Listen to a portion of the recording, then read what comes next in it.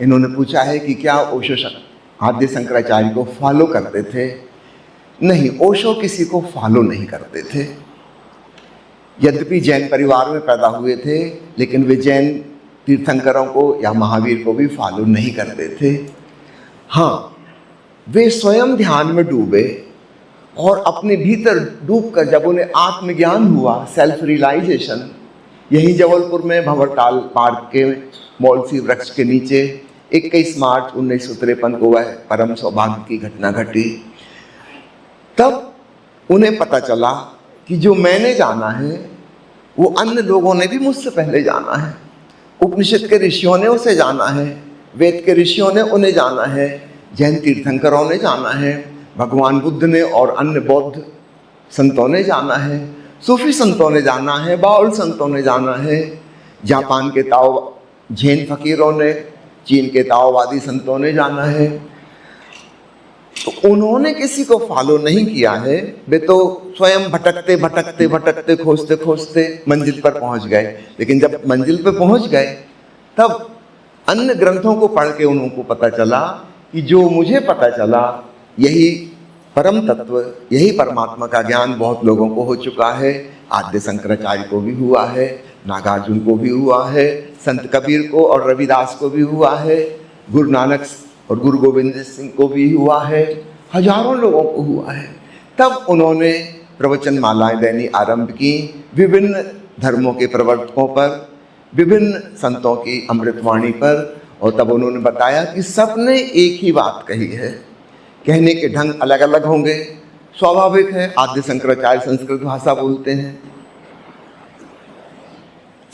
गुरु नानक देव जी पंजाबी भाषा बोलते हैं, संत कबीर भोजपुरी भाषा बोलते हैं। जिस इलाके के वे रहने वाले थे उस जमाने में जो भाषा प्रचलित थी, तो स्वभाव होता है उनके भाषा अलग होगी, टर्मिनोलॉजी अलग होगी, उपमाएं अलग होंगी, समझाने का ढंग अलग होगा, लेकिन वह परम तत्व एक ही है। तो ओशो ने किसी को फॉलो नहीं किया है, वरन उन्होंने आज तक पृथ्वी पर जितने आत्मज्ञानी बुद्ध पुरुष हुए हैं उन सबके ग्रंथों की खूबसूरत व्याख्या की है। वह अपने अनुभव से की है, तो उनका स्वयं का अनुभव प्रमाण है, वो स्वयं जानते हैं।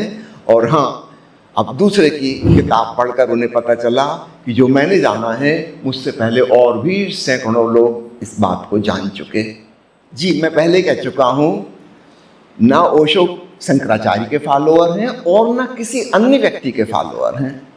उन्होंने अपनी सूझबूझ से अपने भीतर परमात्मा को जाना, तब वो किसी को फॉलो नहीं कर रहे थे, अपनी सूझबूझ से, अपने विवेक से। हाँ, इसके बाद उन्हें पता चला अन्य शास्त्रों ग्रंथों को पढ़कर कि जो मैंने जाना है वही अन्य ने जाना है। तो हम ये कह सकते हैं कि सहयात्री हैं, हम सफर हैं, एक ही मंजिल पर जाने वाले मित्र हैं, फॉलोअर कोई नहीं है। और ओशो फॉलोअर शब्द को पसंद भी नहीं करते। हम भी ओशो के फॉलोअर नहीं हैं, हम ओशो के प्रेमी हैं। दोनों में बड़ा फर्क होता है। ओशो को फॉलो करके कोई भी उस मंजिल तक नहीं पहुंच सकता जहां वो हमें ले जाना चाहते हैं। वह मंजिल हमारे अपने भीतर है, प्रत्येक व्यक्ति के भीतर ब्रह्म विराजमान है। आद्य शंकराचार्य कहते हैं, वेदांत का यही सार सूत्र है कि प्रत्येक व्यक्ति, हर प्राणी में ब्रह्म मौजूद है। तो उसे जानने के लिए हमें अपने भीतर जाना है, किसी अन्य के पीछे नहीं जाना है। तो फॉलोइंग सिस्टम को ही ओशो नकारते हैं। तो ना तो ओशो के ऊपर यह बात लागू होती है और ना ही ओशो के प्रेमियों पर यह बात लागू होती है। हम किसी के फॉलोअर नहीं हैं, वी आर फेलो ट्रेवलर्स, हम सहयात्री हैं। हमें अपने भीतर डूबना है और उस ब्रह्म को जानना है। फिर आपने पूछा यह किताब क्यों चुनी। मैं पिछले 6-7 सालों से ओशो के द्वारा जो प्रवचन दिए गए हैं, क्रमशः एक एक किताब को चुन रहा हूँ।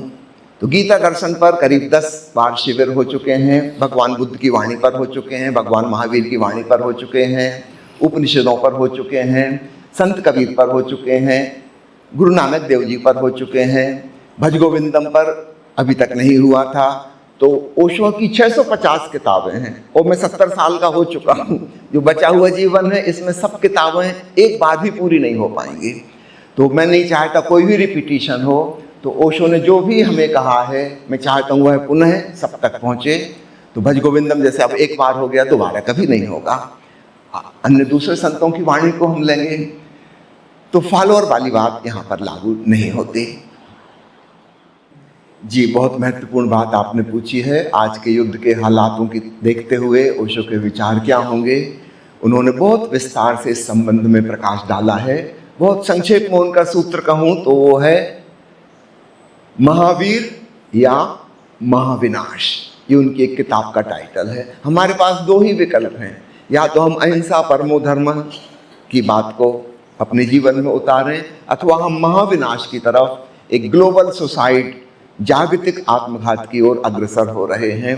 दूसरे शब्दों हम कह लें बुद्ध या युद्ध, दो ही विकल्प हैं।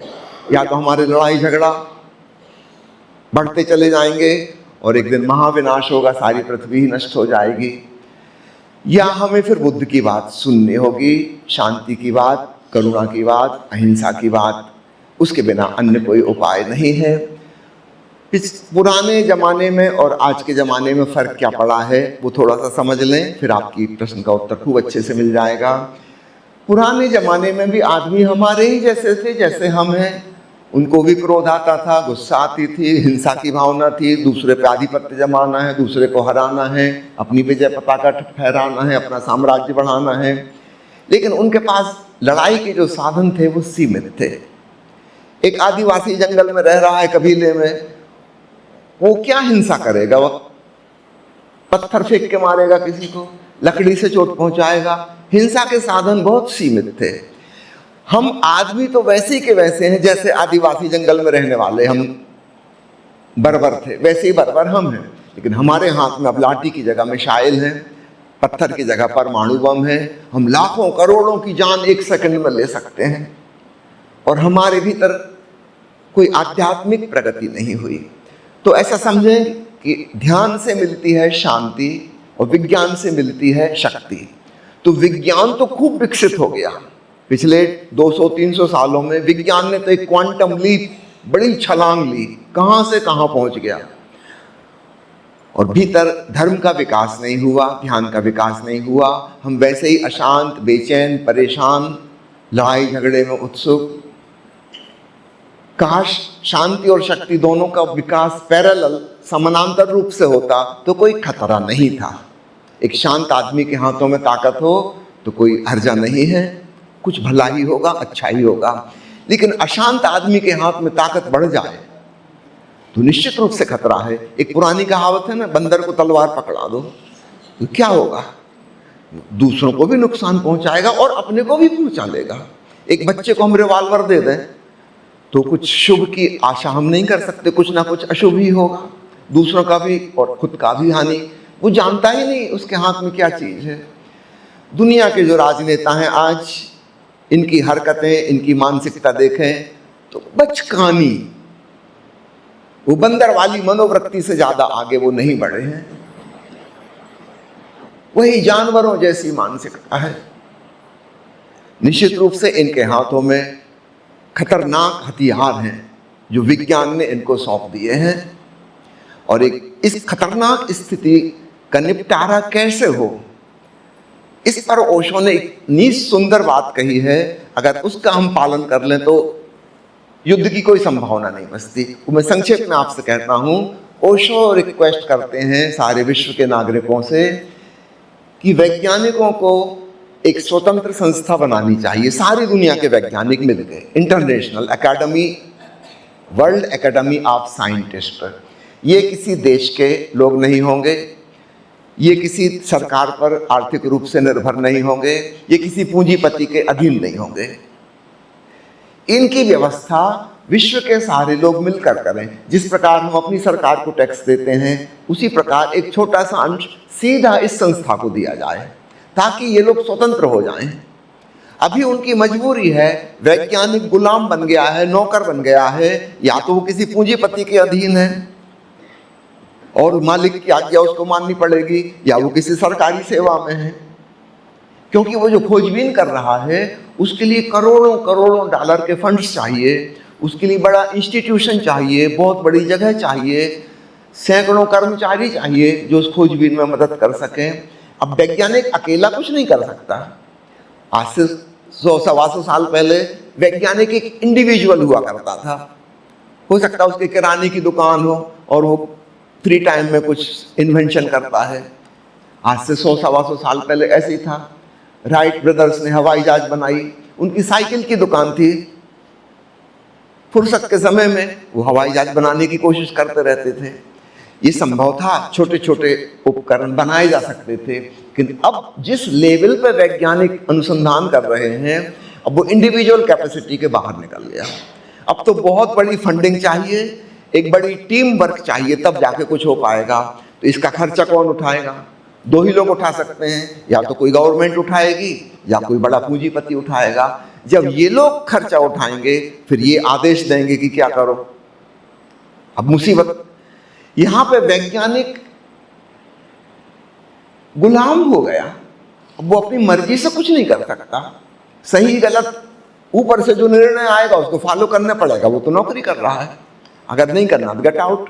25 लोग लाइन में खड़े हैं, उनको ले लेंगे।